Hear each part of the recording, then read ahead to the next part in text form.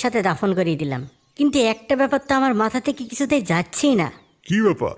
আমরা তো ওই ব্যক্তিকে ভালো মানুষ হিসেবেই জানতাম, কিন্তু কি সেই অপকর্ম সে করলো যার জন্যে সেটা সাপ হয়ে তার কবরে চলে আসলো?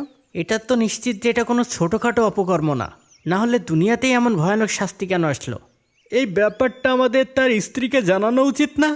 আর তাছাড়া ইমাম সাহেব তো বললই কোন অপকর্মের শাস্তি এটা এটা তার স্ত্রী ভালো বলতে পারবে।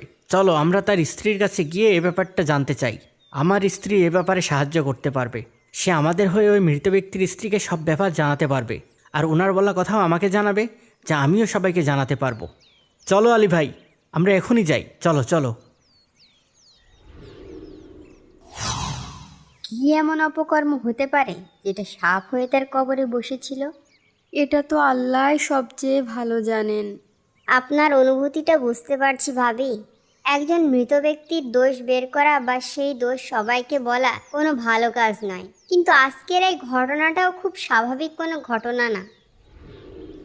আমার তো শুনেই গা শিউরে উঠেছে।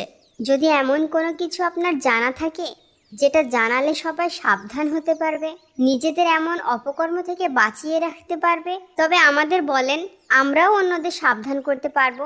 সবাই এই বিষয়টি জানার জন্যই অপেক্ষা করছে। আমার স্বামীর এমন কোনো দোষ আমি দেখিনি যেটা বলার মতো, শুধু একটা ছাড়া। এটাও আমি বলতাম না যদি আজকের এই ঘটনাটা না ঘটো। যেহেতু এত মানুষ জানার জন্য অপেক্ষা করছে তাই বলছি। আপনারা তো জানেনই, আমার স্বামী ছিলেন একজন গমের ব্যবসায়ী। তিনি গম কিনে এনে বাজারে বিক্রি করতেন। হঠাৎ খেয়াল করি তিনি প্রায় জব কিনে আনছেন। আপনি তো গমের ব্যবসা করেন, তাহলে এত জব কিনে এনেছেন